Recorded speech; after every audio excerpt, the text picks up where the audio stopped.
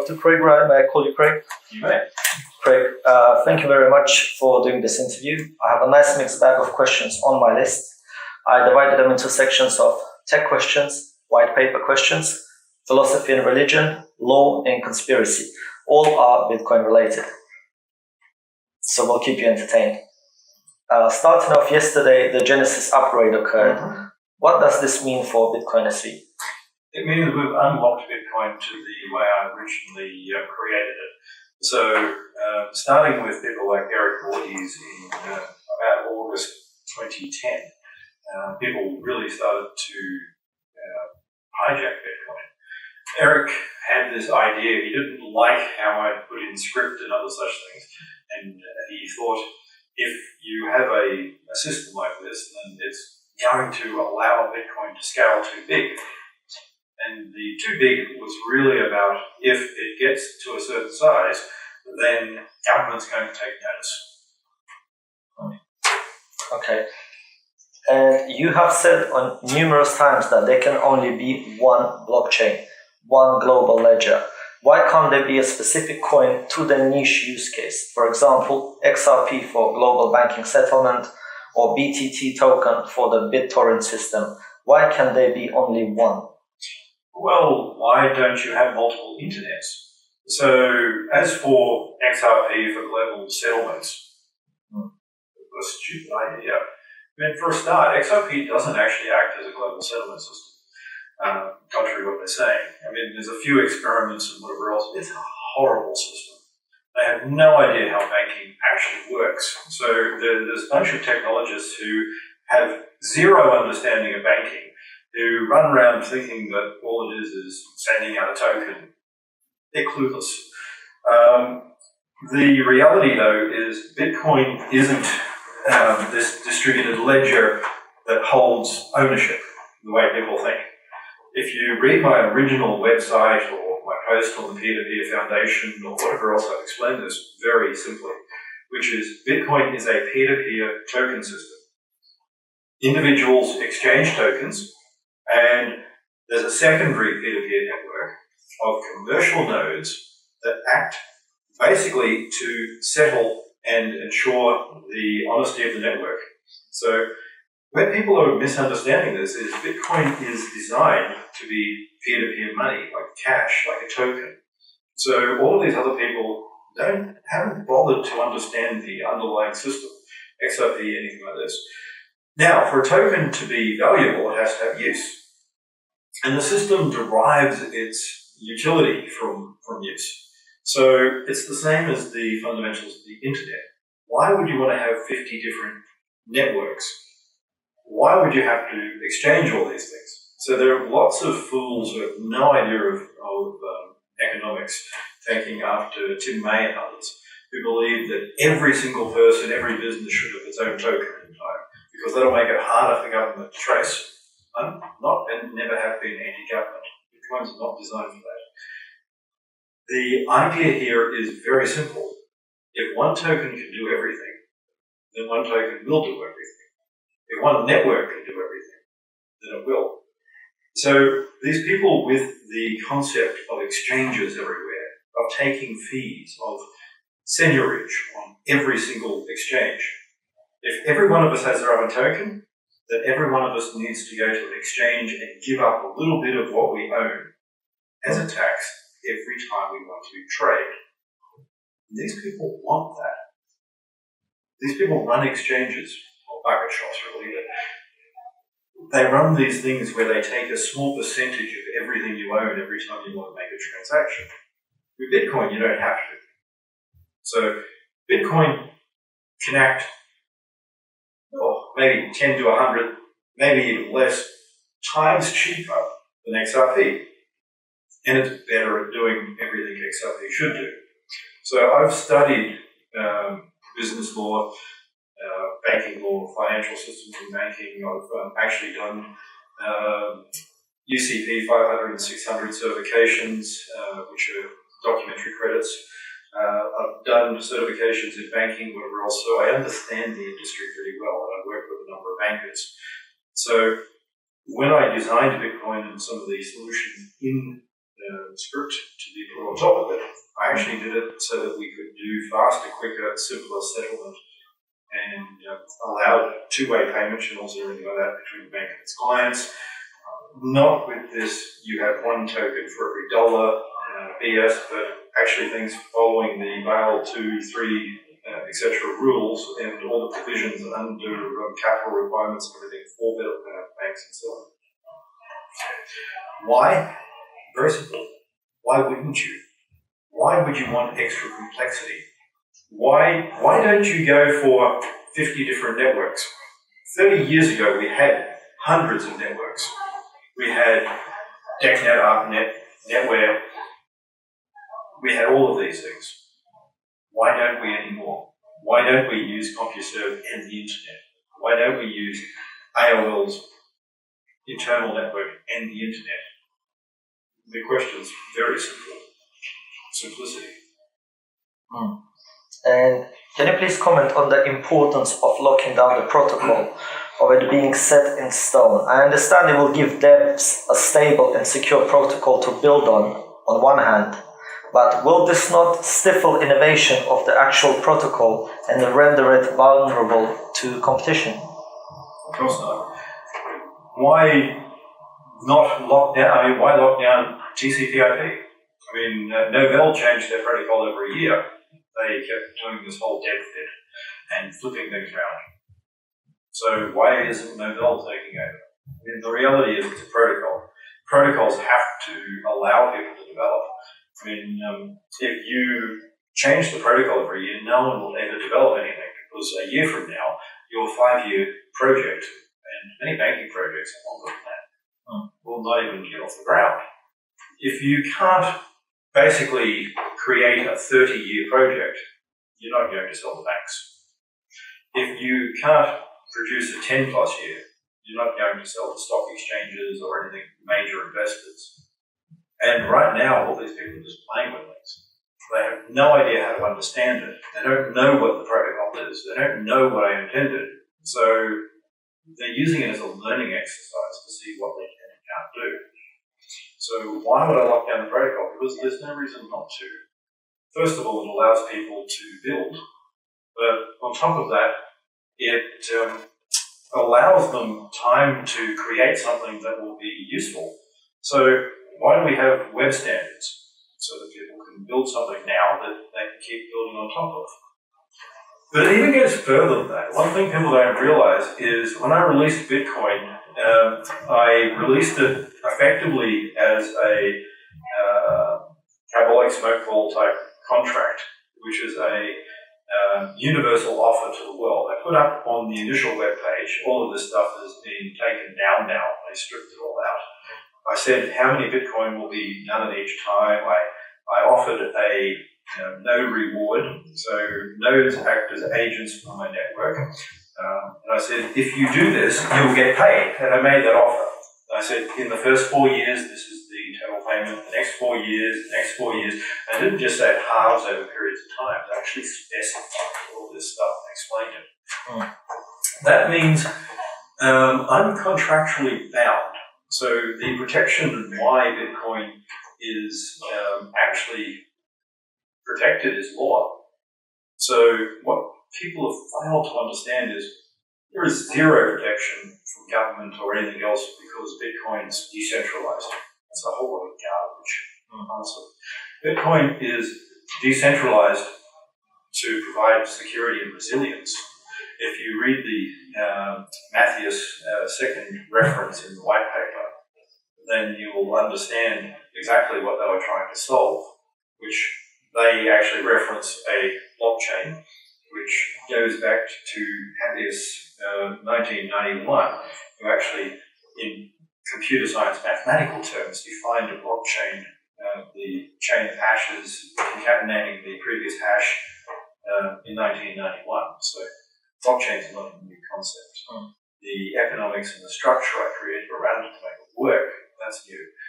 So what we're talking about here, we're talking about something that is a legally binding agreement that I can't go back and change the issuance. I can't change the number of tokens. I can't change any of that. Why? Because in release in January 2009, I issued all the tokens. There's a reason I said issue and distributed and whatever else. On the creation of Bitcoin, I issued every single token, all approximately 21 million were issued, times 10 to the 8 were issued on that day. They're now distributed under a legal agreement and contract. That's a new paradigm shift.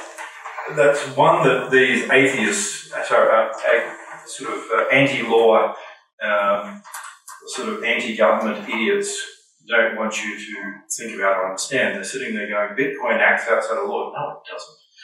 Read When Code is in Law by Timothy Wu, 2001. He's an author, I believe, I'm not sure if he's still at Stanford, but in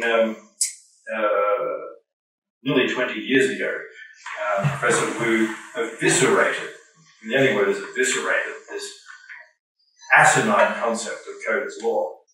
And the same, only word I can say is shitty arguments that were totally torn apart 20 years ago have come back by these uneducated, ignorant fools who keep running around with the same asinine, government's bad BS, with these ideas that blockchain will enable us to have no law, sort of control or law and act outside of things. No. Blockchain is based on a system that is traceable. Can I just jump in there? Payments with Bitcoin are non-reversible. Yet you said that Bitcoins can be confiscated. What is the method of confiscation if the private key is absent? And isn't this conflicting in itself? Irreversible yet confiscatable? No, irreversible, it means you can't remove it. So if you understand sort of how databases work, every single Fortune 500 company in America is required to have a non-reversible database on Rome, which is write once, read many. Well, yeah. Yeah. So because of Sarbanes-Oxley 302, 404, etc., after Enron and others, it is absolutely explicitly required that every Fortune 500 company, every bank, every whatever else in the US, and we have the same in Britain and other places, have databases that can't be reversed. Now, you can actually change an entry in a database, but you can't reverse it. You need to have a log saying that this has changed. So you can issue and put that on the database and reissue things. This idea that it's my private key, therefore I own it. No, sorry, it doesn't work that way. Basically, nodes, miners, and home users who don't mine blocks aren't nodes. Section 5 is very explicit on what a node is in the Bitcoin network. SPV nodes are not nodes. Nodes go through and verify things. And when I said nodes end in data centers, it's the only way. I mean, I spent a long time modeling Bitcoin to ensure that there's no other way this could occur. I got a question in regards to that, but yeah, please go ahead. So they become these $100 million+ investment facilities. They're easily traceable, and if they don't follow the rules, because the last sentence doesn't say that Bitcoin miners set the rules, they follow the rules. And I specified that on the initial contract, which was the website offer, etc., saying that you follow the rules. The rules are set in stone. They don't change. If you change them as core and everything they're doing, you don't have Bitcoin anymore. You have a copy of my database using it without authorization. Now, what this means is law applies. We can get basically an order, go to miners and say, we're making this change. Everyone's going, code, you can't do whatever. Of course you can. It's code. It is absolutely malleable. You can't change the past, but you can have a court order written into the blockchain saying that we are now taking this, for instance, proceeds of crime, and giving it to the government under the seizure. And there's nothing at all you can do about it. If a miner doesn't do that, then there's sequestration. Basically, the government will take the miner's assets. I think that rubs a lot of people the wrong way, where they thought they could rubs have a lot of idiots and criminals the wrong way. We've got a lot of people who think that Bitcoin's about drugs and anarchy and opposing government. I hope they burn and then rot. I remember when you have said that in the future we will not need private keys whatsoever. Can you please explain how that would work? I didn't say we won't need private keys. Okay, please do correct me. I'm not sure we said we won't need private keys. I can't recall, but we can skip that. Unless you want to add somebody to that. I haven't said we won't need private keys. I mean, the use and what people think about private keys is totally wrong. And private keys need to link to identity and other such things. And there are many ways of doing that, but I haven't said we won't need private keys. So basically, if I actually officially registered under law my private key and my address to my identity, if in the future someone got a hold of my... No, so you're getting it wrong. That's the core misunderstanding of Bitcoin. Okay. You will not register your private key address. It's a pseudonymous system. Now, we have used ECDSA because it is additively homomorphic. That means that I can actually register an identity key and have something like a hash chain where I have a proven chain of sort of calculated values that I can use, such that I can actually provably show that any transaction I do is mine, yet maintain full privacy. I see. So what you're missing is some of the things I've been working on and creating and patenting, some of the things in the SDK now and whatever else. It's the ability to register a key and still maintain complete privacy, never reusing an address the way that you see addresses right now. A light bulb just went on in my head. So when I first set up Bitcoin, the way that it would work would be that you and I, users, would connect to each other. I would send you an offer, the same way as contract would work. You would give me back a template saying these are the rules how I want to get paid. These are the keys I'm getting paid to. This is any tax I need to pay. This is whatever else. I would sign that and hand it back to you. That's peer-to-peer. And then you, because you care about being paid, have the equivalent of a check now. And you send that off to the network to be mined. To cash in, basically. To cash in. So that's how it's meant to work. That's how I explained it in the initial early days. Can we please put the next one to bed once and for all, because it hurts my eyes every time I go on Twitter. On one hand, we have an argument stating that bigger blocks lead to centralization, bigger blocks aren't the best way to scale. On the other, Satoshi, you have always said that Bitcoin was always going to end up in data centers. Would that not eventually lead to an Amazon, an eBay, a Spotify of mining, leading to a monopoly over the mining industry? And would that not be the equivalent of Bitcoin going around full circle, from being a distributed system only to end up being vulnerable to only having a few concentrated points of failure? You're misunderstanding the whole protocol. Okay. There are two networks. There is peer-to-peer, basically key exchange network. That is individuals. Most of that has not been developed since I created it in 2009. That's where I hand you a transaction. That's not how people try and run Bitcoin right now. That's peer-to-peer. And mine is completely different. Okay. Yeah, you're a peer. We don't send it off to the exchange and wait and all that. I actually send a transaction to you. So there's no, that's decentralized. I hand you a transaction. I talk to you. I exchange with you. Not I give it to a miner who gives it to a miner who gives it to you. And miners just want to get paid. So miners don't even know who you are. Remember I said we don't reuse keys. So everyone's sitting there going, I can figure out what your keys are. No, you can't.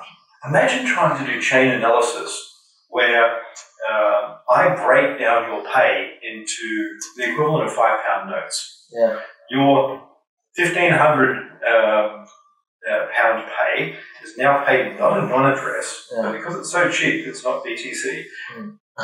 I pay you in 300 separate payments. And not only that, I don't need it as one transaction. I could do those as a randomized set of transactions. All go to you.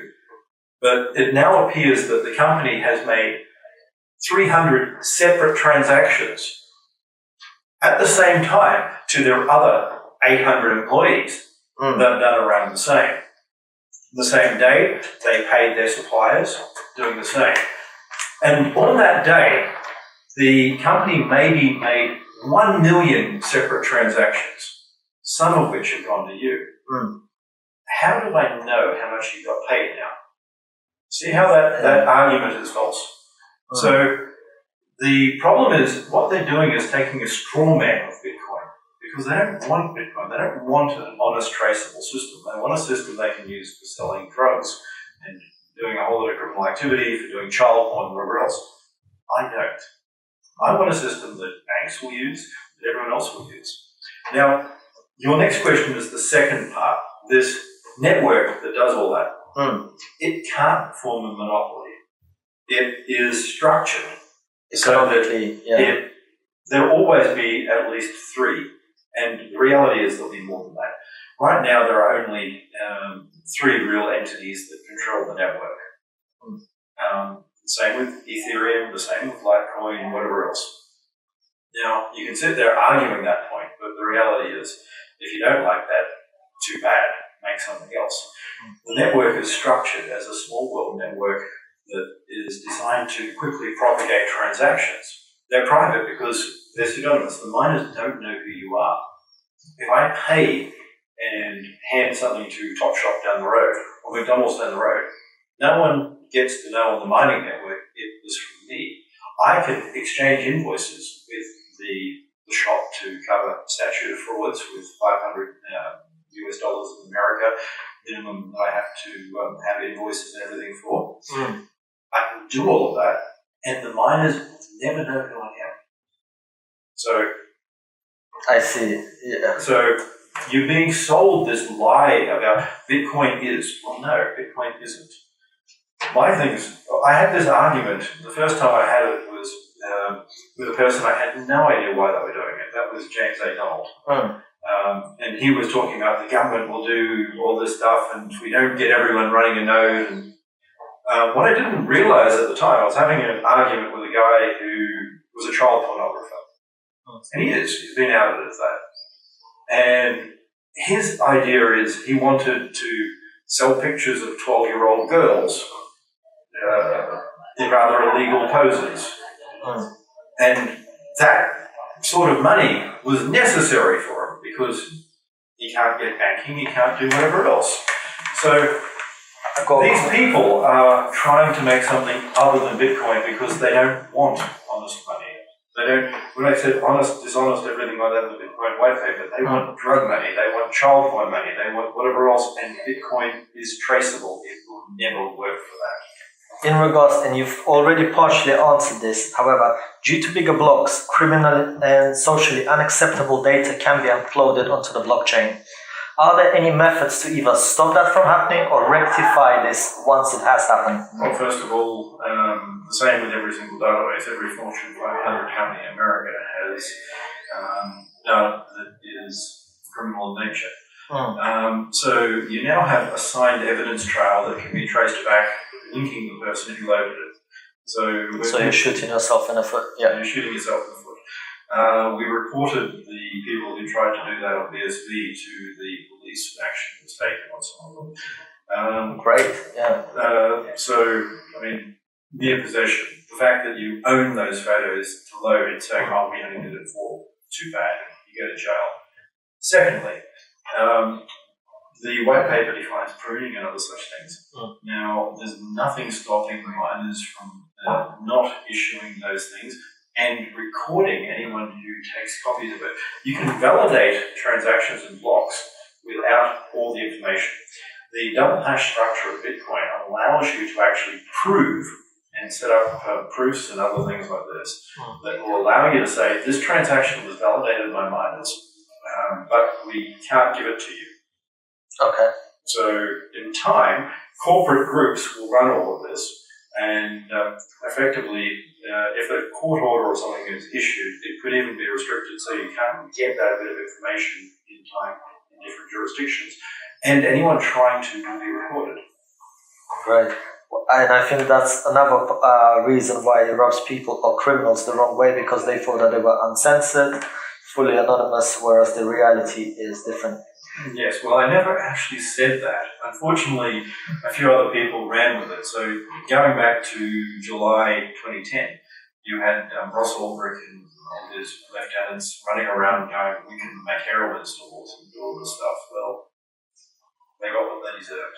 Another argument that is so common, especially nowadays, is with all the climate change and global warming propaganda, wouldn't proof of work be frowned upon and stifle its adoption? Why is proof of work superior, if at all, to proof of stake or proof of shit, as you like to call it, delegated proof of stake or proof of authority, which are a lot greener? Could you debunk this, please? How are they a lot greener?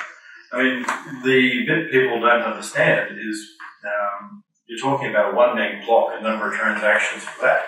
So if we're hashing a petabyte block, then the electricity cost in that compared to a 1 meg block is probably 0.01% different. So we can effectively handle the world's global commerce, its transactions, its database records, validating every email on Earth, having Google pay for searches, all 56,000 per second of them, with the same electricity we're using today. Right now, Bitcoin uses less electricity than Visa, less electricity than any of the major banks like Barclays, less electricity than MasterCard, individually. We can take over all the transaction processing for every single one of these entities, making a cheaper, faster, more efficient system. Well, I need to, I'm going to make a separate chunk of this and post it. That's incredible. Right. Can you please just touch on the proof of stake 51% of token owned? I remember you mentioned that. Just explain this to people why proof of stake is flawed. So, you want to make a proof of stake system. And you want to make it anonymous. Now, let's have a little thought exercise, and I can actually do a better version of this, but I can issue tokens, and I can tokenize those tokens. I can have my voting rights and sell those separately. So, in my first level, I have, say, Ethereum, and my Ethereum token, now I maintain 51% of the voting rights, but sell those off as if I'm selling to the market by creating a tokenized Ethereum token, but I maintain in that token Ethereum rights. I see. So, but I don't really sell it. What I do is I sell 50.1% of that token. That enables me now to have voting control of that block. So I've appeared to sell off my voting rights, but the reality is I maintain voting rights on the sub-voting rights. Now I have 25% of the ownership, but 50.1% of the votes. I see. And I do that again and again and again until I have practically no ownership. Now this is a common issue in shares. If you look at something like Facebook, Mark Zuckerberg has ultimate control of Facebook, but he doesn't even have a quarter of the shares. If you look at News Limited, the controlling interest in News Limited is maintained by 20%. Now, we can take that further in that most people don't have the money to actually put up and waste. So you have to put your money and leave it there for a proof of stake to work. So you have to have enough money. So you get rid of every poor person on this. Poor people get no say, which I'm sure applies to many of the people in Silicon Valley who think poor people shouldn't vote. But this is why I don't like Silicon Valley. So first of all, you take out all of the poor. Anyone, if you have to put up $50,000 worth of Ethereum to have a vote, yeah, then anyone who earns $1 a day or anything like They're this out. is out. You get rid of the poor people. Next, you have to think that this is people with $50,000 not to be able to use, sitting around spare. So you basically now isolate all of the people apart from a few rich ones.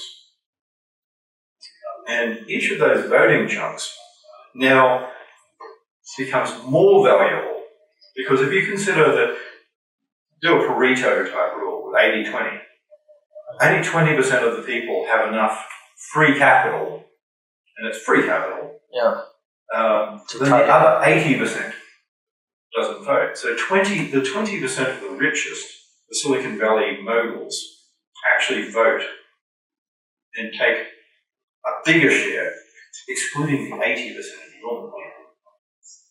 Would you say this practice is taking place in the current proof of stake systems? Oh, yes. Right now, because government have been bamboozled with the lies, that's the only way to put it, not understanding that this is just a pink sheet fraud, a penny stock fraud, that all of these things are old crimes, old scams in new bottles, then what you will start to see is this is nothing new. This mirrors the web IPOs of the 90s. It mirrors the Usenet scams before that. It mirrors the pink sheet penny stock scams of the 80s. It is the same thing from the same people, even when there's new people that just learn the old scams. So what we are seeing is exactly that with a new label. So distributed. So what? MyGo, 1997. It was an SEC action against a distributed open source group. Same sort of thing applied. You have all of these things that happen time and time again. Okay, we've already broken down that Bitcoin is not anonymous, pseudonymous. It's not unconfiscatable. Then there's another one that they like to say Bitcoin is trustless. Can you debunk that as well, please? It is trustless. Okay. Because of contract. So I am actually legally bound as long as no one changes the rules, like BTC. So I have basically I studied law here in the UK at Northumbria, and database rights are part of the European Common Framework for quite some time now. It goes back to 1997, 1999 for the issue of the regulations around copyright database rules. And the database is not covered by MIT license. A few people think it is, but let me give you an example. If I run OpenOffice on Linux, I'm running a more open license than MIT. It's a freeware, everything I produce license. For instance, if we're running Debian or something like that, is open, so I can't take it and do anything with it. Yet my work product remains mine. That document I wrote in OpenOffice, no one would argue is not mine. If I write a book on OpenOffice on Linux, no one's going to argue that book is open and community owned because I wrote it on Linux, are they? So the database that was outsourced to nodes for money, who are agents of the network, my network, don't take any ownership rights. The law is very explicit on this. Yeah, I see, I understand. But I'm bound. I made a promise. So that's what a contract is, it's a promise. I said, you get paid. This is the structure of the network. And I can't change the rules. And I can't. If I change the rules, there's a breach of contract. It's a breach of contract. And every miner, every user, whatever else can sue me. And they could take control of the network. So I'm bound. When I said the rules are set in stone, they're set in stone because I created them. And I said, this is the terms. Ethereum's different. In Ethereum, they said the protocol can change. So Ethereum can do whatever the hell they damn well choose, which makes it messy. But I'm bound. Which is interesting when you think about people who've taken money, who I think have forked it away, BTC or BCH, altering the original protocol. removing the need for digital signatures and secret, all these other things that they said are necessary. Yeah. Well, they did that on top of the database I created. I see. And going back to tokens, one of your tweets, you have said that tokens that are claimed to be banned can actually have been sold and no one would know any better. Exchange tokens, for example, are popular for banning coins. Are they outright scams? Can you please explain these? Of course they're outright scams. Why would you burn a token and say that it's... To lessen the supply, apparently, and because there's a supply in place with supply. Well, if you do under 1/10% of the total tokens, you're not lessening the supply. So anyone who has a half a clue about economics will just look at these people. This is why economists in the real world look at Bitcoin and laugh. Because they hear these stupid comments from stupid people. These are scammers. They're sitting there going, we want to form illegal securities and whatever else outside of regulation because it's a blockchain. Well, I'm sorry, it doesn't work that way. Blockchain was designed to be traceable. When you set these things up, there's an evidence trail. Every single exchange is required to have AML and KYC rules. The Money Laundering Directive number 5 has just come into force in Europe, and it requires that any custodial wallet has full KYC.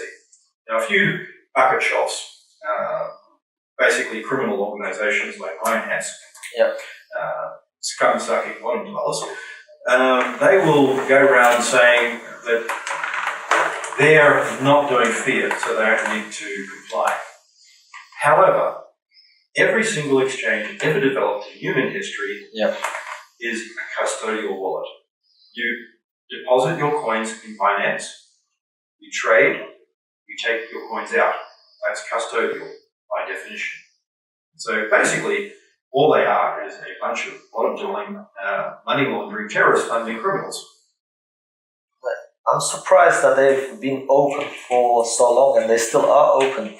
The average time for government to react is quite long. And these guys have been lying and bamboozling government about you can't do this, it's distributed, it's a blockchain. Remember I said it's an exchange between individuals?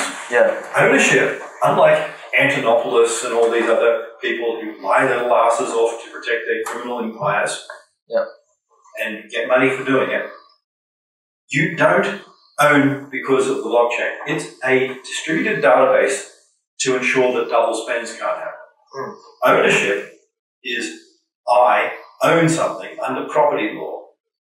So there are a type of intangibles in law, and Bitcoin is a documentary intangible.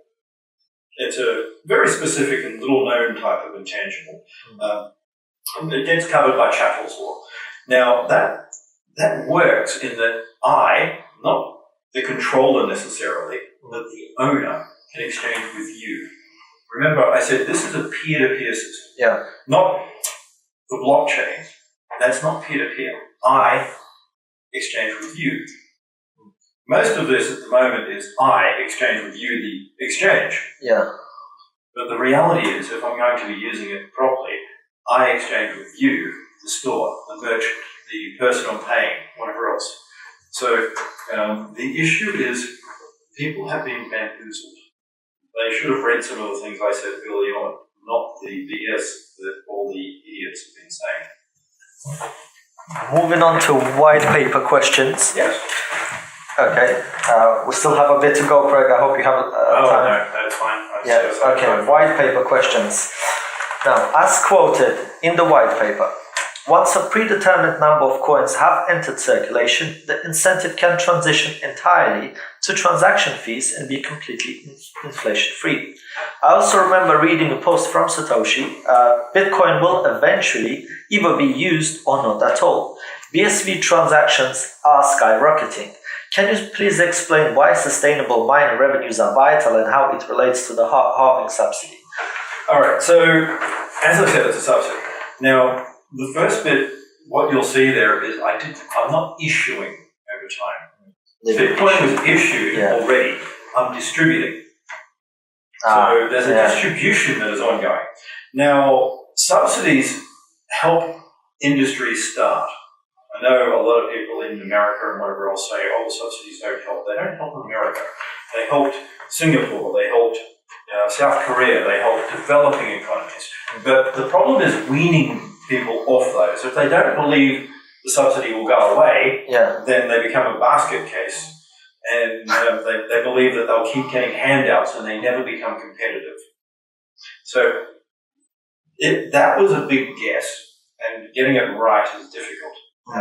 No easy way of going, how do you subsidize a fledgling industry? And there's a lot of economics around this topic, especially in sort of the Asian tigers and things like this, but getting it right is difficult. So that was a guess. I mean, why 4 years? Because I guessed. And, so we have to get miners to start realizing that they have to work to improve the value, because any system is never going to be exponential. It can be logistic, which is an S-curve. It can go up significantly at first. It looks exponential until it tapers off. You can't do exponential because if you think about the chessboard, you know, doubling everything. And 64. By 64, So exponential doesn't work. There's no such thing. That's where people go wrong. They think this Ponzi idea that it'll keep doubling forever. It can't. There's not enough money. The predictions for this year are just... I know. They're insane by scammers like John McAfee, who basically another scammer criminal. I mean, all these people are too greedy to actually sit there and think about the reality here. They just want to say, I get an instant rich sort of feeling because of that. Now, what we're looking at, though, is how do we get miners to move on to doing what they're doing? Because hash isn't CPU power. That's an error. Nodes are defined. Nodes propagate transactions. Nodes validate transactions. Nodes do all these things, not just that one part of those lists, which is finding the proof of work. So to make this work, we have to get people using transactions. So over time, people have to migrate to actually having high volume in use. So how do you do that? Well, we need lots of transactions. And this is part of why you can't have many blockchains. Because if you have many blockchains, you actually dilute it and it makes it less efficient.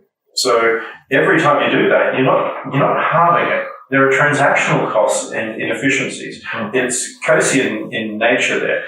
If you have a single system, the transaction costs are low. But as you split those, the transaction costs expand. There's exchanges, there's all the regulatory requirements, there's all the infrastructure requirements that are being doubled up. And suddenly you end up with this expensive system that is earning very little for the miners, and it becomes inefficient. So one of them eventually dies. I see, yeah, makes complete sense to me. So would it be fair to say that eventually SegWitcoin miners will be either forced to switch to a blockchain that generates revenue via transaction fees over our business?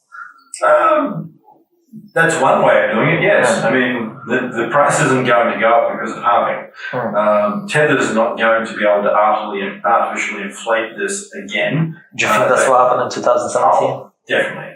I mean, a whole bunch of scammers inflating fake money. Bitfinex is going to have trouble in the future doing these sort of scams and pumps. Exchanges are going to be regulated and it's all going to come under control. In the real world, exchanges have seen the light before any of this hit them. They moved from bucket shops to regulated exchanges in every industry because they weren't stupid. Whereas in this world, you've got a whole lot of stupid people who think government's bad and running around not realizing that that truck about to hit them is right there. So I guess, everyone pretty much knows this, that DeFi is definitely not backed one-to-one by a dollar as it claims to be. You would agree with that? I think that the whole of Tether is backed by a dollar. By $1? If we're lucky, yeah. I'm pretty sure there's at least $1 there. There might even be $2. Next white paper question, page 3. The honest chain will grow the fastest and outpace any competing chains. Does this mean that if an attacker was to attack Bitcoin, the inevitable outcome would be that the honest chain will always win? Yes. because it's not anarchist for a start. So it gives you enough, why 2 weeks? Enough time to do things like law and whatever else. So CFAA, Computer Fraud and Abuse Act, USA, Section 1030, the CMA, Computer Malicious Use Act here in the UK, 1990. Both of these actually enable an attacker to be prosecuted. So if you're a malicious entity running a miner, whether it's a botnet, that's actually defined in law, by the way, too, or an actual data center running all these machines to attack the network. So you can't change the protocol. But what you can do is you can try and outpace things and double spend. Now, that leaves evidence. And if you look at the definition of honest, dishonest, whatever else under the Fraud Act here in the UK, things like check fraud, double spends, etc., are all well defined. And documented credits and chattels are covered under the Act. So as an attacker, you now have, one, a civil liability to the other miners, and two, you're a criminal. So very quickly, the miners can take action against you for doing this, and then the government can take action against you, and then they can seize your equipment. It's really hard in a 2-week period to pick up $100 million or so, or to do that sort of attack, $1 billion or so worth of machines and move it across countries. Yeah. And find new power, keep it going, and everything like this. So again, the answer is Bitcoin's not anarchist. And this is one thing that once again rubs a lot of people, criminals, the wrong way. It's like, why is he bringing law into this? Bitcoin is anti-law, well, whereas it's not. Is it? Where did I ever say it was? You never said it, but that's where did Satoshi propagate? When did I as Satoshi? Where did I ever post? I don't recall that now. Exactly. Other people did. And everyone quotes these things like James Donald said. Yes. The first spelling error I made as Satoshi was with James Donald, because when I get a bit riled, I get... Yeah. So Satoshi makes spelling errors. People actually took the time to read and find that there are a few. Well, it's when I get annoyed. And people like that got me annoyed. This is also very popular. There is lots of speculation that BSV is not as secure as BTC Segwit coin due to BTC having a hell of a lot more hash power, and that BSV can easily be 51% attack. Now, page 6 in the Bitcoin white paper says, an attacker can only try to change one of his own transactions to take back money he recently spent. Yet I also remember reading that should an attacker gather over 51% of the hash power, he will find it more profitable to mine new coins instead. Does this mean that in the unlikely event of a 51% attack, the worst an attacker could do to the network is get back his own coins, as in double spend? No, he couldn't even do that. Again, this is all these anarchists running around going, government can't do anything. Wrong. If you're an attacker and you do that, then remember, Bitcoin records both forks and it records both double spends. Yep. So your double spend will be recorded. So your double spend that you're saying, haha, I've taken back my payment, is a digitally signed piece of electronic evidence. So you're shooting yourself in the foot again? No, you're actually shooting yourself in the head with a bazooka. Okay. Basically, what will happen is you will do this double spend, and we will take your equipment. And by your equipment, I mean we will have probably the Chinese government walk in there with a bunch of AK-47s, and, well, do some raw justice. You will be held accountable either way, basically. Correct. So, yes, you can do that. And so that you get your free coffee, we will demonstrate to the world that attacker And all these other words are specifically chosen so that they mirror the wording in both the CFAA and the CMA, because I studied law. So Black's Law Dictionary, so that's legally speaking. It is legally binding. Okay, one last question before we move to philosophy and religion. One other thing, hash doesn't secure the network. Yeah. That is an error. Hash is a message digest.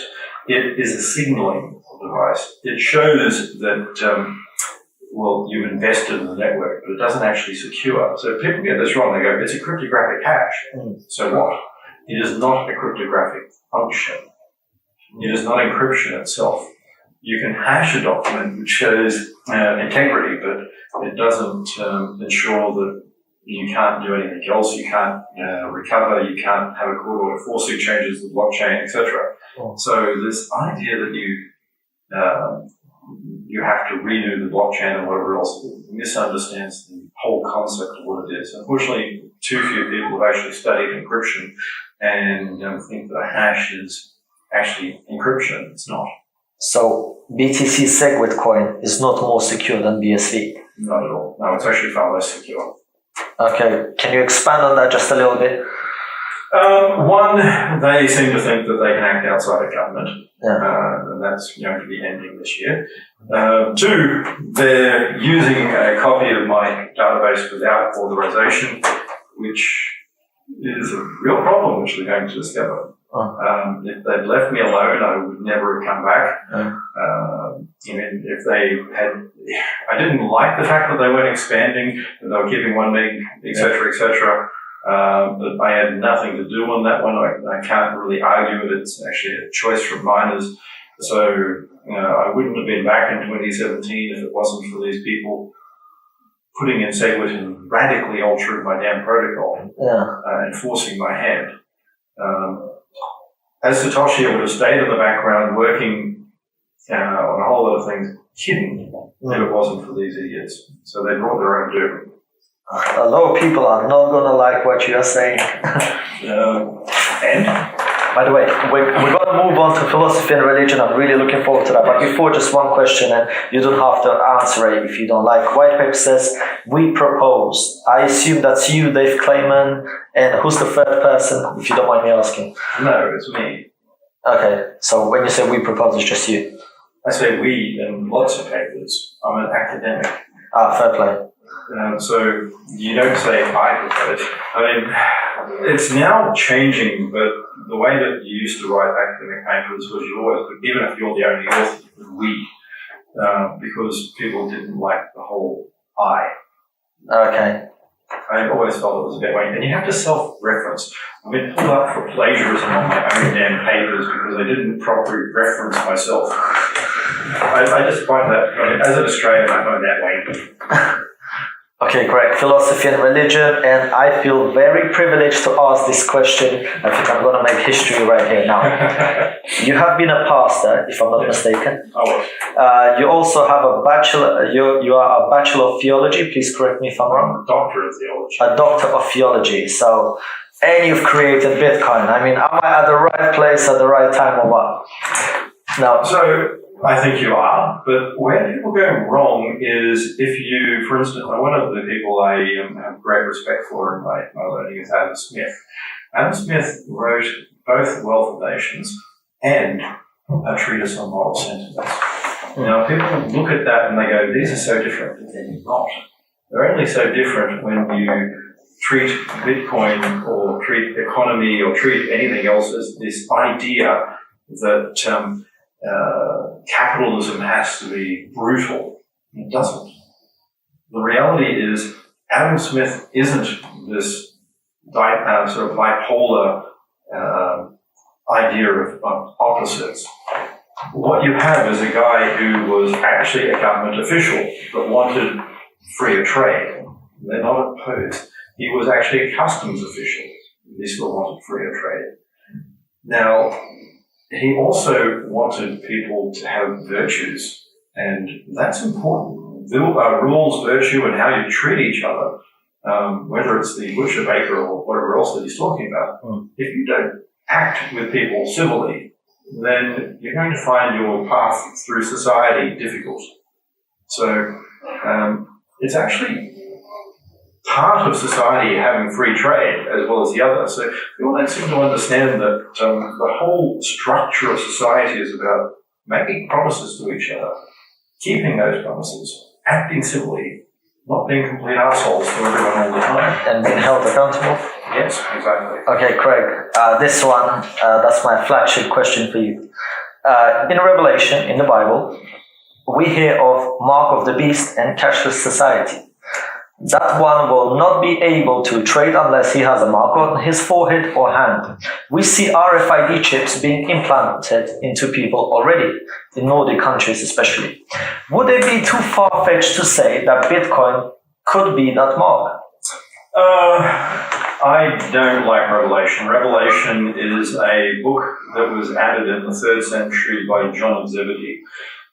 So basically it's a tack on. It doesn't really fit, and I don't think it should be there. So this whole concept of the end of days and whatever else was brought about by people who wanted to control others and make a very centralized controlled church, which ended up being created. The Vatican. Yeah. Okay. Craig, you see how you created Bitcoin and you would never have imagined that it will be used by criminals? Well, no. I mean, it's money, but I didn't think it would be taken over by criminals. I mean, I didn't ever believe that you get rid of crime. I don't think Bitcoin will ever get rid of crime. What I think it does is make it economically more expensive. And where a good or service becomes more expensive, the amount of that good or service decreases. So what I was hoping it would do is diminish crime. It would lower the amount of crime. But I didn't think it would get rid of it. So I can't say that I thought no one would use Bitcoin for crime. What I didn't think would be that so many idiots would take it up and actually make it a rally cry of let's have Silk Road and everything like that, especially as the first commercial application of Bitcoin. I'm just, so what I meant is you would not have thought that it will be used on such a grand scale by criminals. And I think at this point, don't you think that there is a risk of your creation being misused on the opposite side of the spectrum by law? For example, if a cashless society was ever to happen and Bitcoin were to become the dominant, the only way to transact, while one would become a slave to blockchain and to the government, as in? No, you can already do that. So Bitcoin actually makes things harder for government to be corrupt. Because everything is out there and open, corruption also gets reported. So what you're thinking about is government can crack down and monitor us, but every other government in society will now watch that. So in North Korea, that already occurs. In China, you are already recorded if you use Alipay or one of the cash apps that they have. So blockchain doesn't change that. The difference is the government monitoring is recorded. So right now you have no idea how much monitoring is occurring in Beijing, for instance. You don't know what is happening in North Korea. It then becomes reported. So the difference is I can't stop it, but I can let the world know. I'll try. I'm just going to stick the way I've written this question down to get my point across. First question is your attitude towards cashless society, and secondly, if cashless society were to occur, would that not be a form of bondage where you are hooked up to the blockchain and are chained to a financial system from which you cannot escape? For example, whereas now I have the choice of if I can't get a bank account, I can go and buy myself ice cream with cash. Whereas if it's just a digital blockchain financial system and I don't vote for the right party, they say, well, you know what, we're not going to allow you to use our financial system. As in, am I making any sense? No, because you can't actually do that with Bitcoin. So you could actually put restrictions on individual parts of cash, but it's next to impossible to stop someone from using Bitcoin. unless you actually follow that person around and stop them individually. So, no, it's not going to happen. I mean, and Bitcoin is cash. That's the whole point. Bitcoin is a token cash system. It doesn't require that you have bank accounts or anything like that. You can build big bank accounts on top of Bitcoin because Bitcoin doesn't replace banks. It doesn't give you home loans. It doesn't act as a Visa card. It doesn't allow you to take out a personal loan to go on a holiday. It doesn't do any of that stuff. It doesn't give you a car lease. It is cash. Now, right now, what you're saying, I can go anywhere with cash. No, you can't. If I go across the road somewhere as universal now as McDonald's, McDonald's over the road have these silly machines with cards and whatever else and no cash registers anymore. Or they let you go on your phone app and pre-order. What is your stance on cashless society? But it isn't a cashless society. If it were to happen in the future. Well, that's why I'm inventing a Bitcoin-based system so that it'll be cash. So that there won't be cash. Always be cash. I see. I mean, the piece of paper or plastic or whatever else or token that you're talking about is a token. So if you take the case of mixed money, 1605, that was, I believe, as far as I know anyway, at least in England, the first token money case that went to the House of Lords. So effectively, those coins are tokens. Your 50p piece, your £5 note are tokens. Now, Bitcoin itself is just a token exchange system. And that token can be linked by central banks to other things, or it has its own native value. So, as a native value system, it is itself cash. Let me speculate one more, and I'm trying to be a little, not aggressive, but trying to pose it from another angle. Let's say in the future, or really in the future, the government adopts Bitcoin as its reserve currency, as the currency globally.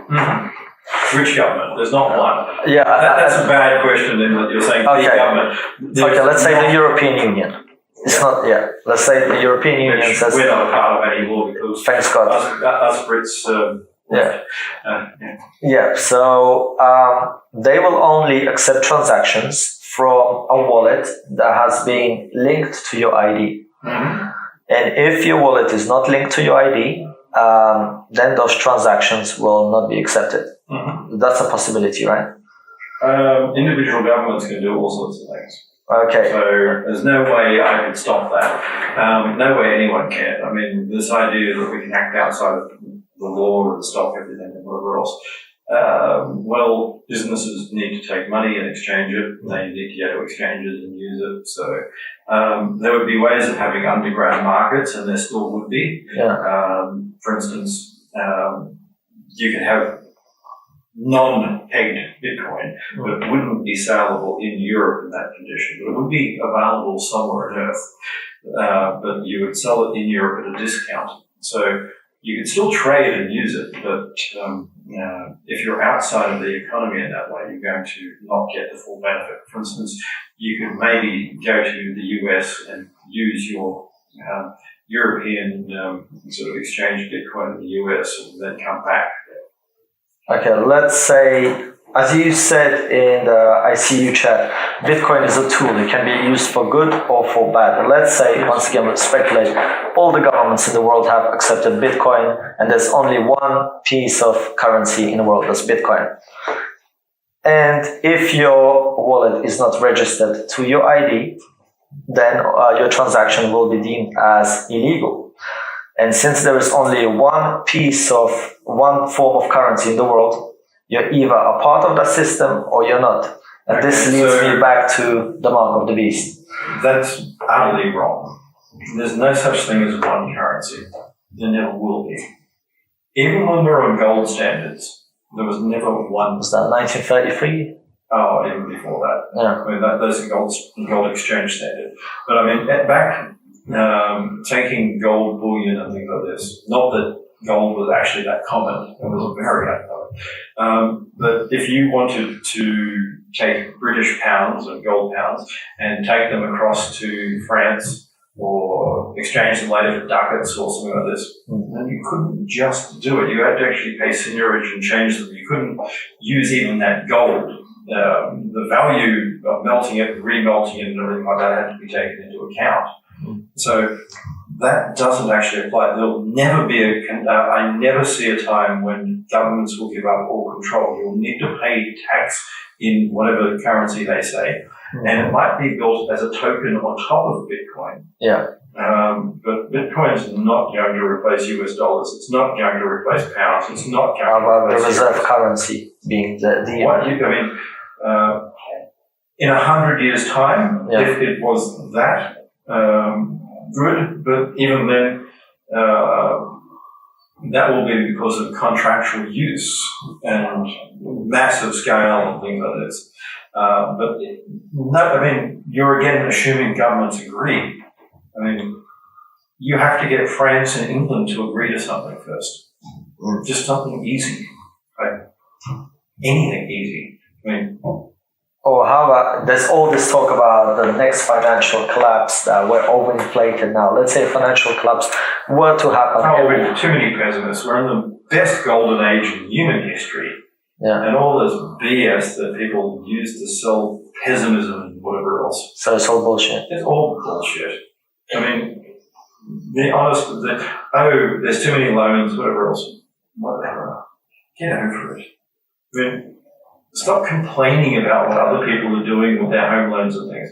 The reality here is, yes, there were problems. We had government intervention in home loans, so that people were getting ninja loans, 105% loans. Ninja loans. Yeah, no income, no job. But the subprime. And that came about because people wanted to be politically correct, and particularly in the US, the government, the Democrats, wanted people who were in minority groups. I can't stand the leftists. Who couldn't get home loans to have them no matter what. So you had people buying $800,000 houses who were unemployed. And they were taking 105% loans. They were lying on their applications, and no one was allowed to check. And actually, because they're a minority group, it becomes illegal to do a check on the home loan. And then when people actually expected to be repaid on these loans, when the money didn't go up, lo and behold, the money is not there. Well, that's a government problem. That's political. Craig, by the way, that was brought in by your assistant, the water. If you're thirsty, no problem. We got a law in conspiracy called Napsol law. Okay, this interests me very much. You have mentioned that Binance and other exchanges are laundering money. Are they doing so actively or passively? As in, yes, it's both. Okay. Should I finish the question, or do you wanna? Yes, keep going. Okay, so it's inevitable when running an exchange that some illicit funds will hit the exchange. On the other hand, is CZ a partner with some cartels where he says, hey, let's meet up with the boss, we'll launder some of the money for you? Why do you think he doesn't have an address? Why do you think he lives in hotels that he changes every week? The guy is criminal scum. So actively, as in both? So when I get up in the morning and I go to the loo, I wipe off CZs. Okay. So it's that bad? As in... Yes, and he wants it to be worse. He is basically one of these things you can't flush in the toilet, that you keep pressing the button and it won't go down. I would have thought that people who conduct such illegal activities like to stay in the shadows, not be a public person. I mean, a public figure. He's an idiot. That's the only way to put it. There's a lot of these people who have this misapprehension that Bitcoin's anonymous, you can't stop us. I'm outside of the law because, look, I don't take fiat. The interesting one was the Badowski case, Arthur Badowski with Liberty Reserve. Liberty Reserve had Liberty dollars and Liberty euros. 42 countries, I remember. Cryptocurrency. Now, The argument made in the case and in the appeal was that one, we're a cryptocurrency, so law doesn't apply, and two, it's not US dollars, so it's not funds. Now, the judge actually said this very succinctly when he came up with the law statement going, the money laundering law says funds. And he said, I don't care whether this is US dollars, whether it's gold bullion, whether it's cryptocurrency. I don't care whether it's Rolex watches. If you are funding something, this is what you have to do. And cryptocurrencies are incorporated in that law. They're funding. This guy is running around saying, I'm above the law because I don't take fiat money. He is on borrowed time. One thing, maybe you can clarify this for me. Now, with EOS, I was once a big proponent of EOS, and that's before I knew any better. EOS, the SEC fined them 24 million for selling unregistered securities.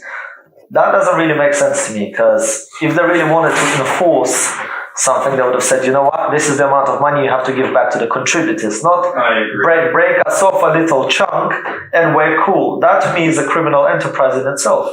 I agree. The problem I see is the SEC don't really crack down. They think in terms of normal everyday people who work for them, and they don't think of what's earned. So, perfect example is Eric Voorhees, who got in trouble and banned from securities trading and everything like this. Basically got sort of sanctioned by the SEC and charged only $50,000. Wow. Hey, I made 60 million, but I have to pay back a fine of 50,000. That's a real slap on the wrist. So, the problem is you have these rules and you have officials who don't really enforce them well. Luckily, we have civil sanctions. So there happen to be some rich arsehole type bastards like me who will be able to start going after people and not having to rely on government. So I get to start playing the white knight after a few things that are happening this year and starting to slap down a few people. Would you be surprised if finally the SEC did crack down on CZ and people alike? I'm sure after we start taking some private actions and do all the hard work, that the SEC will come in there and we'll let them have their victory. However, I would not be surprised if, just like Block 1, CZ is a billionaire. I'm pretty sure he just said, look guys, here's 50 million. Not after we finish with them. Yeah. But I would not be surprised if they just paid a little money to the SEC, just say, here's your little, we'll break you off, just leave us alone. And the SEC said, yeah, fine. Yeah. Because him, but he's forgetting. Yeah. I don't forget. I'll zoom in on your face when you say that. Next. Now, DeFi is the next big thing. Decentralized finance is just being, everyone's all over it. It's like the next ICO phrase. So what the hell is decentralized finance? That's why I wanted to ask you, what is your view on DeFi? Does the concept fit into the framework of law, or is it a disaster waiting to happen? I mean, this whole decentralized bit is bullshit. There's no such thing. So the catch cry of democratizing finance started in the 19th century with people who were doing penny share scams and also a whole lot of mail fraud and everything. It's this concept of we can get around regulations and all the rest that are designed to protect people by scammers. There's no such thing. So I pointed out on Slack and everything, and you may have seen a paper from 1996 called The Wild Wild Web. Lots of people use the term, but the original paper was talking about web IPOs. And they are no different. And they were no different to the penny share type scams, the Usenet scams, the pink sheet scams, etc. So this concept is democratizing finance. What does it even mean? It's just keywords thrown out there. It's forgetting that what is peer-to-peer? It is an individual and another individual. If I want a home loan, I still have to get someone who has the money, and they have to manage it. If I want to buy a car, if I want to get funding for my business, all of these things actually require agreements between individuals. There's no nebulous computer doing it. The whole concept of computers will be able to algorithmically decide, bullshit. Every person who ever says that is a lying piece of bloody scum taking money from people who basically are being conned out of it. It doesn't exist. So DeFi is bullshit. Yes. Okay. Proof of stake coins, are they securities? And if so, why are multi-million coins like Tezos oblivious to it?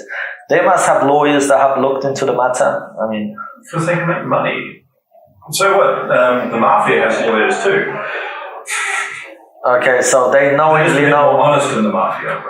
Okay, so they know that basically what we're doing is wrong, but we can raise. They're lying their little teeth off. They're sitting there going, "We're decentralized." As I told you, the blockchain isn't the ownership. Like, there's no distributed ownership.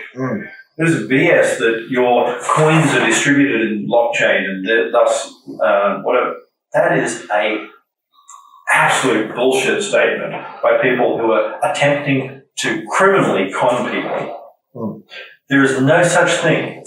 You own your coins. If you own those coins. Yeah. If you give them to exchanges, you own your coins. The exchange controls them. The exchange has possession. You own. Now, this idea that you don't possess your coins, bull. Your coins are never on the blockchain, ever. The blockchain does not hold your coins. If you read what I said, individuals exchange.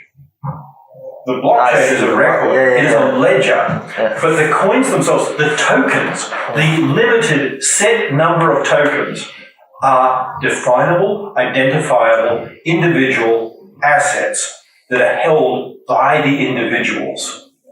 I see. I hold in my wallet my coins. I transfer them to you. If it is a legal, valid transfer, I transfer control and ownership. If you steal them, then you have taken control, basically trespass on chattels. You have stolen my defined asset, my ownership maintained in those coins, even though they have been transferred to you. The ledger says they have been transferred, but the tokens are now with you legally. So this is where people are going wrong. The tokens are not on the blockchain, ever. That's the tokens are defined in the wallet by the person. Okay. So basically, just going back to proof of stake is they know what they're doing is wrong. However, there's so much money to be made. Oh, con men have been con men forever. 200 million easily raised, I mean, like by Tezos. And they don't call it staking, they call it a bacon. I don't know if that's for legal reasons. Oh, because it takes a long time for law to catch up and they think they can get away with it. The majority of people who were cited in the Wild Wild Web paper and other things got away with it. The difference with blockchain is that there is an immutable evidence trail. So after government has a few wins and a few people like us start doing cases against people just to cause problems. Then once the precedence is there, the government just follow the line of precedence and the easy wins. And we'll give them the easy wins and they'll start taking people down. They could use the precedent of block one and just say, hey, we raised 200 million, we'll give you 50 and you leave us alone. That could be the case. Well, no, but then block one's not worth 200 anymore anyway. By the way, do you need a break? Right now, I'm good. Okay. Before we move on, where was I? DeFi. Yeah. Before we move on to conspiracy, and I'm not trying to piss you off, Craig, but do you think Bitcoin would be where it is today if it wasn't for the dark web, where it initially got its foundational user base, use case, and price discovery? It would be 100 times bigger. Bitcoin's pissy and small. This bullshit that we're talking about, Bitcoin's so big. Bitcoin is less than cryptocurrencies 20 years ago. And they disappeared like that. It is nothing right now. It is a fucking ants fart, and that's all that matters. So DigiCash, Hashcash, Liberty Reserve are a lot bigger. Yeah, PPay, Mojo Nation, eDonkey. Yeah, I mean, all these things. So people don't realize just how many of them there were. So many different systems. Mondex, NatWest in this country put Mondex up, which was taken over by MasterCard, and that ran for a while, but they basically killed it off by trying to make it too anonymous and silly things. All of them tried the wrong way there. But no, dark web absolutely destroyed where Bitcoin should be. Bitcoin should be massively scaled. It should be far bigger. It would be 100 times bigger today if it wasn't for all these idiots trying to keep it small. Eric Voorhees actually sat there talking about how Bitcoin needs to be smaller. All the core guys sit there talking how Bitcoin needs to stay small. Why? Because they want it to stay outside of the reach of government. While we're small, they're not going to pay us any attention. Exactly. No one cares enough. Yeah.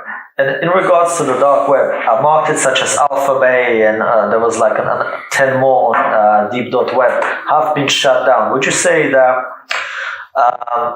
less money has been going through BTC, hence the price hasn't been pumping as high because the most popular dark web markets have been shut down? I can't say that. I'm not sure. Okay. All right. Conspiracy. Right. To be honest, earlier when I was doing my research, I really wanted to find out who Satoshi was, and people were saying it doesn't matter. I always thought it actually did matter. It does matter because database rights and everything like that, they don't want it to matter.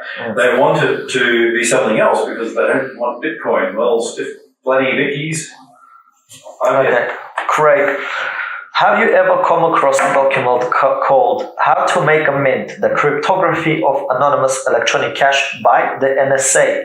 It outlines a Bitcoin-like system almost a decade before the release of Bitcoin. One, it's not a Bitcoin-like system at all. Two, it's not by the NSA. It was by researchers under NSA funds. Okay. And three, it is one of thousands of papers around the same time, and it is utterly different. It's closer to a protocol called PPay. Now, everyone else seems to walk around going distributed system, therefore. Bitcoin is not the first distributed peer-to-peer proof-of-work cryptocurrency by any means. I keep pointing out to people that PPay existed in the early 90s. Revest from RSA was one of the co-authors on the original version of that. Mondo Nation had a version of a distributed cryptocurrency, but they had this anarchist socialist idea that we could control the money by printing more if people got too much control and flooding the market to screw anyone trying to corner the market. They didn't trust economics. So all of them tried to do it without leaving an audit trail. They tried to do things like trader tracing, which is a technical solution for things like eCash and CLP and others that were blinded cryptocurrencies, so that if someone double spent, you could find out who it was, but if they didn't, you couldn't. So I've read that paper, and no, Bitcoin is absolutely nothing like that. Okay, can I ask, who the hell is Scrunty? Because I read his Twitter. He's just an idiot who... Is he a scammer, or has he contributed to anything? No, I've never met the guy. Well, actually, that's not totally correct. I used to do work for Qantas. I used to contract and consult. So I have, without knowing who Scrunty was, met Scrunty in that I've gone into Qantas and Qantas Credit Union, and he's been a security guard at the gate, and I've had to go up there and give him my credentials to get into Qantas buildings in the past. But I wouldn't say that's ever having met the guy. I didn't even know. I mean, he took my things when I was doing that. And he's insane. He's just another fanboy. And this is a Japanese mathematician that was referenced in the NSA white paper. I was wondering if any of his work has been influential in the creation of Bitcoin, for example, public key cryptography, financial cryptography, data security, but most importantly, single-term divisible electronic coins. Or is just... No, that's not what Bitcoin is. Bitcoin is not a divisible coin, it is a token. They're not divisible. So the number of Bitcoins defined is explicit. There are not decimal points in Bitcoin. There is a display of decimal points in the term Bitcoin, but the Satoshi mining unit is the number of tokens. And that is an integer. It's an integer because it is actually a defined token. Each Satoshi is an individual token. Okay. They're not halvable. You can't divide them. They're indivisible. Now, this is conspiracy, so let me ask this. SHA-256 was invented by DARPA, from my research, am I correct? It involved funding from DARPA. So it wasn't invented by DARPA. But if they funded it, they pretty much own it? No, they don't own it, and they do. And other people, including commercial entities, funded it too. It is also open source and has been reviewed by everyone on Earth, including most of the cryptographers, apart from maybe a couple who are retired now. Everyone else has done it. So this is basically idiots who have no idea of how cryptography works going, the government's involved. Get over it. I mean, the government funds lots of things. I mean, I'm not anarchist. I never will be. I think anarchists are just deluded fools. So it would be way too far. I remember was it SHA-1 or SHA-2 that has been cracked? SHA-1. SHA-1. SHA-2 is SHA-256. But it's not cracked. So there are collisions that can be found. For instance, on many machines in Google, basically a small supercomputer, a group of researchers were able to, in a year, do what would be 1,000 normal computer years worth of work form a collision. Now, people then go, haha, but there's a collision. And if you look at things like the MD5 ones, you'll see how this actually works, like stripwire or some other thing. You can take two PDFs and both have the same actual sort of data, but it doesn't mean that you can find two colliding transactions or two documents that are easily detectable. So is it useless data, or you can... It's actually, the collisions there can fool simple people, but they're easily detectable. So what you end up doing is putting a whole lot of garbage data at the end of a transaction that is easily shown to be a changed file. You can't make a collision in any of these things that is indetectable. Okay. And the fact that a difficult break in SHA-1 doesn't relate to SHA-2. So we're talking simplification of how to crack SHA-1 to do this, and only needing like 80 bits worth of compute power rather than 128. Now, even if a similar thing which hasn't been found in SHA-2 was discovered, then we're still talking like 80 plus bits worth of information, and effectively what we're doing there is 1.5 years per bit. So you break that down, I see. And you're talking effectively 60 years worth of supercomputer time might be able to find a collision that is detectable.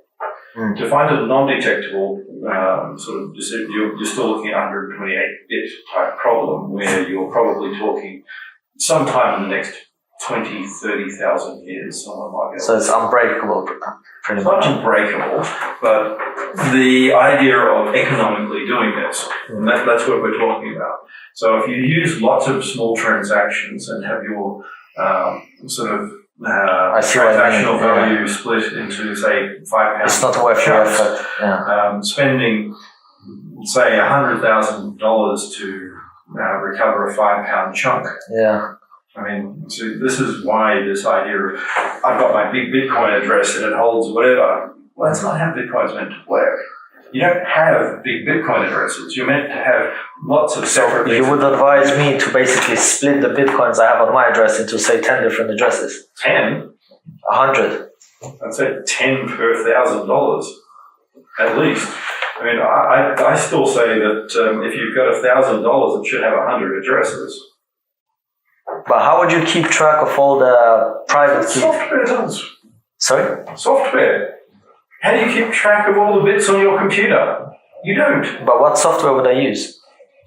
Well, hopefully someone will start producing wallets that split it more and more. So some of them, like Handcash and Simply, have started talking with me and implementing some of these ideas.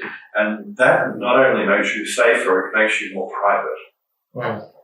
I would not. Plus, bigger fees, BTC-wise anyway. In Bitcoin, the fees will remain small. With Corecoin, the fees will go up because if you imagine splitting your transaction into 1,000 bits, then your $5 transaction fee now becomes 1,000 times $5, and it's even less usable than the bastardized coin is now. So as it stands now, to actually split my one address into 100 addresses, I have to do it manually. You could write a tool in Perl or something like that, but no one's made it simple. Okay, so as it stands now, for someone who's not a programmer, I would have to do it manually, basically. Yeah. So I am talking. That's what I'm going to do today. With guys like Electrum and whatever else and others, and it will happen.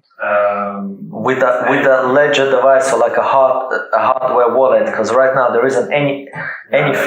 No. The hardware wallets are designed terribly. What they should be doing is acting like a smart card or something like that, holding a single key. That could be an identity key, registered, whatever else, or Web of Trust, and then having an index that associates with the two. Remember I said the ECDSA is homomorphically additive. So you can actually have a seed in your other thing and the other wallet, and you can now do an additive function where all of that occurs.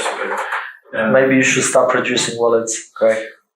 I'm trying to get other people to do it. I mean, if I have to, I will, but I'm slowly teaching people out there in the industry and whatever else.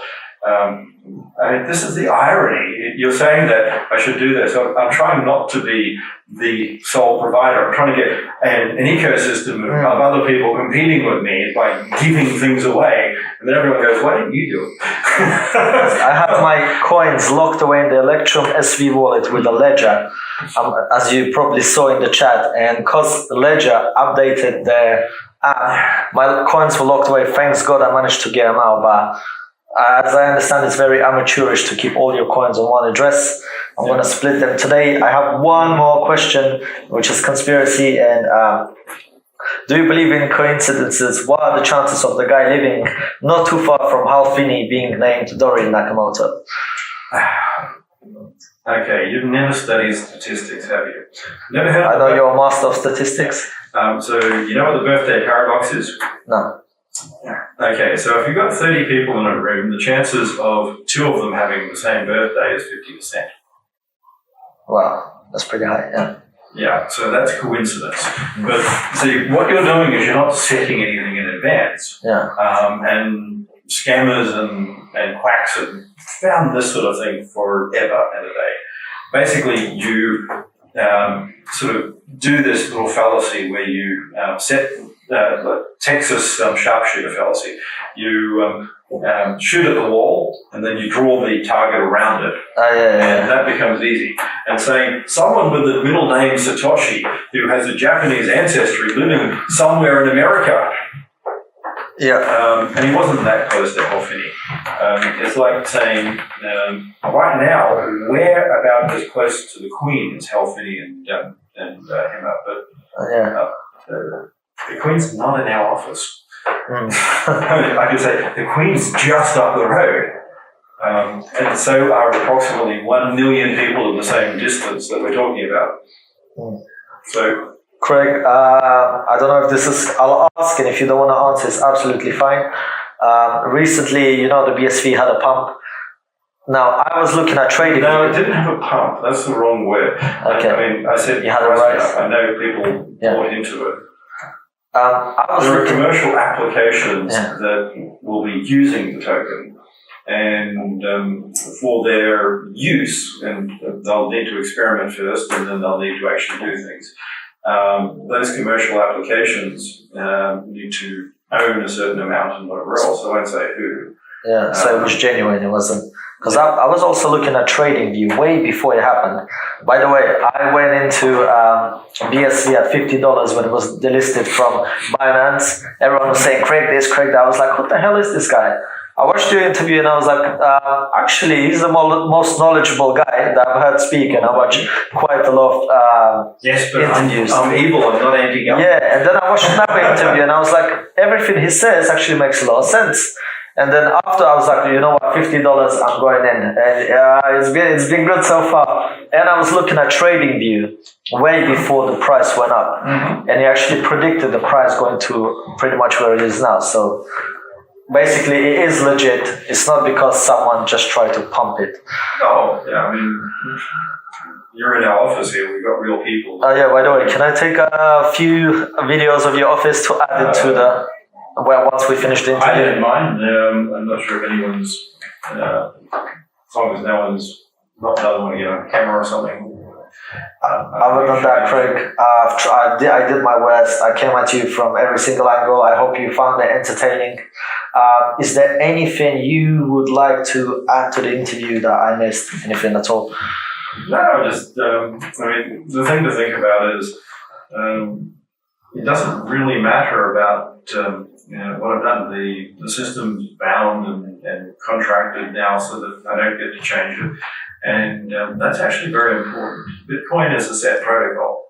Like the internet, it means people can start building on top of it. Mm. And all this permissionless whatever else. Well, at the end of the day, I can't stop you. If you're not breaking the law, and then it's not me stopping you, it's government. Yeah. If you're not breaking the law, then I can't say, I don't like that, get off my protocol. Yeah. I mean, I can say, I don't like that, and buggers, what are you using my protocol for? I mean, grumble, and I can't stop you. So when people say Craig owns the network, it's Craig's coin, it's nothing like that. Well, I mean, effectively I do, under the rules of ownership by database rights and whatever else. I do own the network, but I also own BCH and I own BTC. I mean, I don't think people have quite figured that one out, but and a shit ton of it as well. And a shit ton of it as well. Yes. Yeah. Is there out of line to ask when you plan to get rid of it? I'm not going to say. Okay, fair play, fair enough. Why would I mean? Yeah, okay. All these questions. What are you going to do with your money? Yeah. Because I know. Investment advice. Well, sorry, I'm not going to give it to you. Well, as it stands now, BSV is back to the original Bitcoin that was birthed into this world in 2009 without the limits that were placed on it. Correct. It's set in stone. The guys here have managed to code way better than I have and get rid of all the problems that we had and where it would fall over at certain things like 32 meg blocks, whatever else, which was because of bad coding. It's not because of Berkeley DB like everyone does. Berkeley DB actually can scale to petabytes. It didn't in the way I implemented it. And I'm an academic who taught C coding, which isn't quite the same as running in the world as a developer in the real world. Would N-Chain ever be open for an IPO? I don't know. Okay. It's not impossible, but it's nice being private at the moment. So we'll have to see. Okay, once all those patents become active and N-Chain starts trading, might be the $1 trillion company. I remember Calvin tweeting and saying, "My life is now complete. I invested in N-Chain." Yes, Calvin's invested finally. So yes, for all the conspiracy theories that finally got their wish, Calvin's part of N-Chain now. Other than that, Craig, that's pretty much that's all I have. If at some point in the future, I'd be happy to have you back. Maybe we can talk about some altcoins or whatever else. I can't really talk much about altcoins. I haven't really done much. I guess it's like going up to Bill Gates and going, what do you think of Amiga? So Dan Larimer's EOS, for example, delegated proof of stake doesn't impress you whatsoever. That's a scammer. I mean, the irony is these guys are running around calling me a scammer because they've taken my system and broken it, and they're just trying to make a quick buck and not build anything. And they run around going, Craig Wright has patents. And I mean, half the people who initially called that out have patents. Although some of the core guys have patents. Hal Finney had patents. Hal Finney had patents going back for years. I mean, so. And I also found that Voice, actually, never mind the social platform by EOS, their relation with SEC is a bit funny, but I'll leave that for another time. Craig, can I get a picture with you? Do you mind sending me? Could I get a picture? Throw in a bed? That's it. Yeah, just.